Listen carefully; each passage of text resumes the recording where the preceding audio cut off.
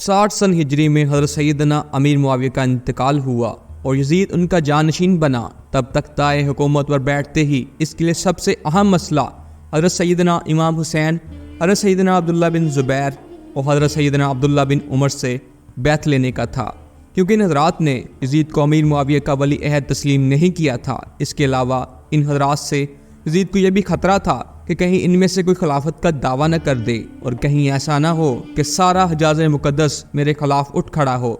जबकि हज़रत सैयदना इमाम हुसैन रज़ियल्लाहु अन्हु के दावा खिलाफत की सूरत में इराक़ में भी बगावत का सख्त अंदेशा था। इन वजूहात की बिना पर यजीद के पेश नज़र सबसे बड़ा मसला अपनी हुकूमत की बका और इसे तहफ़्फ़ुज़ देना था। लिहाजा इसने इन हज़रात मुक़द्दसा से बैत लेना ज़रूरी समझा। चुनांचे इसने मदीना मुनव्वरा के गवर्नर वलीद बिन अक़बा को हज़रत सैयदना अमीर मुआविया की वफ़ात की खबर दी और साथ ही इन हज़रात मुक़द्दसा से बैत लेने के लिए सख्त ताकीदी हुक्म भेजा।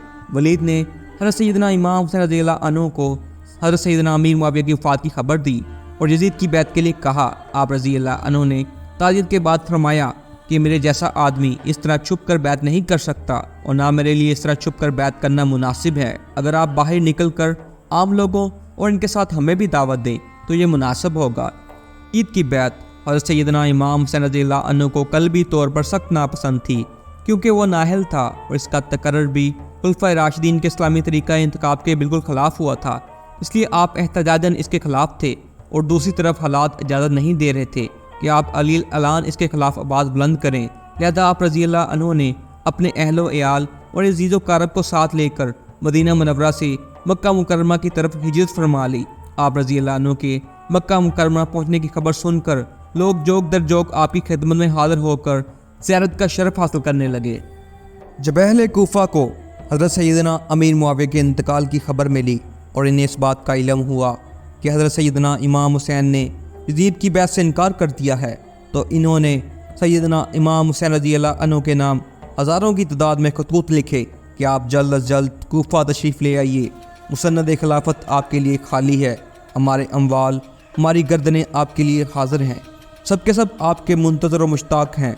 आपके सिवा कोई हमारा अमाम व पेशवा नहीं। आपकी मदद के लिए यहाँ लश्कर व मैया हाजिर है। हमें आली मुकाम ने जब अहले कूफा के खतूत व वफूद में इनके जज्बात, अकीदत व मोहब्बत, जान व माल कुर्बान करने की तमन्नाओं और कूफा आने की इल्तिजाओं को देखा तो फ़ैसला किया कि हालात मालूम करने के लिए पहले अपने चचाजाद भाई हज़रत मुस्लिम बिन अकील को भेजा जाए। चुनांचे आपने इन्हें अहले कूफा के नाम एक ख़त दिया और फरमाया कि आप कूफा जाकर बज़ाते खुद बराह रास्त हालात का सही अंदाज़ा लगाकर हमें इत्तला दीजिए। सैयदना मुस्लिम बिन अकील ने अहले कूफा की बेपनाह अकीदत व मोहब्बत को देख कर हज़रत सैयदना इमाम हुसैन रज़ियल्लाहु अन्हु की खिदमत में लिख भेजा कि हज़ारों अफराद ने मेरे हाथ पर बैत कर ली है और यहाँ के सब लोग आपकी तशरीफ़ आवरी के मुंतज़िर हैं। आप फ़ौरन तशरीफ़ ले आइए। हज़रत सैयदना इमाम हुसैन रज़ियल्लाहु अन्हु ने इस इत्तला के बाद कूफा जाने का अज़म कर लिया और उधर कूफा में जो फसाद बर्पा हो चुका था इसकी आपको इत्तला नहीं हुई थी।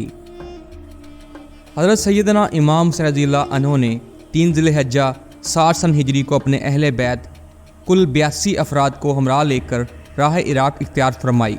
रास्ते में हज़रत सैयदना इमाम हुसैन रज़ियल्लाहु अन्हु को कूफियों की बदअहदी और हज़रत सैयदना मुस्लिम बिन अकील की शहादत की खबर मिल गई थी। इस पर इमाम हुसैन के रुफ़क़ा की आरा मुख्तलिफ हुई और एक बार आप रज़ियल्लाहु अन्हु ने भी वापसी का कसद ज़ाहिर फरमाया, लेकिन बहुत गुफ्तगू के बाद यही तय पाया कि सफ़र जारी रखा जाए और वापसी का ख्याल तर्क कर दिया जाए। हज़रत सैयदना इमाम हुसैन रज़ियल्लाहु अन्हु ने भी इस राय से इत्तफ़ाक़ किया और काफ़िला आगे चल दिया। फ़ुरल हराम की 2 तारीख थी। आप रज़ियल्लाहु अन्हु ने इस मुकाम का नाम दरियाफ़्त किया तो मालूम हुआ कि इस जगह को करबला कहते हैं।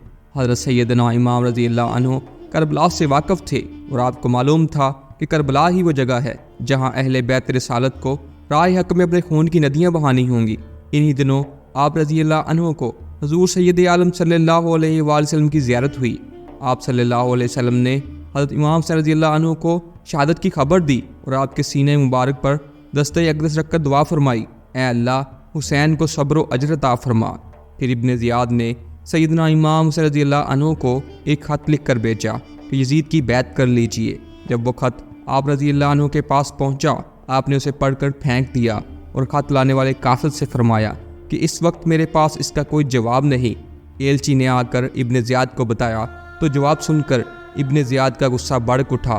اس نے لوگوں کو جمع کیا، فوجیں تیار کیں اور ان کا سپہ سالار عمر بن سعد کو بنایا جو ملک رے کا والی تھا۔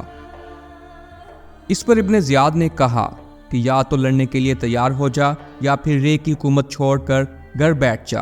ابن سعد نے رے کی حکومت اختیار کی اور 22,000 سوار اور پیادہ لشکر لے کر نواسہ رسول حضرت امام حسین رضی اللہ عنہ سے لڑنے چل پڑا، یہاں تک کہ یہ لوگ دریا فرات کے کنارے پر قابض ہو کر قافلہ سیدنا امام حسین رضی اللہ عنہ اور پانی کے درمیان حائل ہو گئے کہ ابن سعد نے اپنے لشکر کے ساتھ امام حسین رضی اللہ عنہ اور آپ کے رفقا پر حملہ کر دیا۔ آپ کے رفقا و احباب و برادران اور شہزادگان ایک ایک کر کے شہید ہوتے چلے گئے، تقریباً 50 سے زائد افراد شہید ہو گئے اور بالآخر حضرت سیدنا امام حسین رضی اللہ عنہ کو بھی بڑی بے دردی کے ساتھ شہید کر دیا گیا۔ یزید بن معاویہ ابو خالد اموی وہ بدبخت شخص ہے جس کی پیشانی پر اہل بیت کرام کے بے گناہ قتل کا سیاہ داغ ہے۔ یہی وہ شخص ہے جس پر ہر زمانے میں پوری دنیا اسلام ملامت کرتی رہی ہے اور قیامت تک اس کا نام حقارت سے لیا جائے گا۔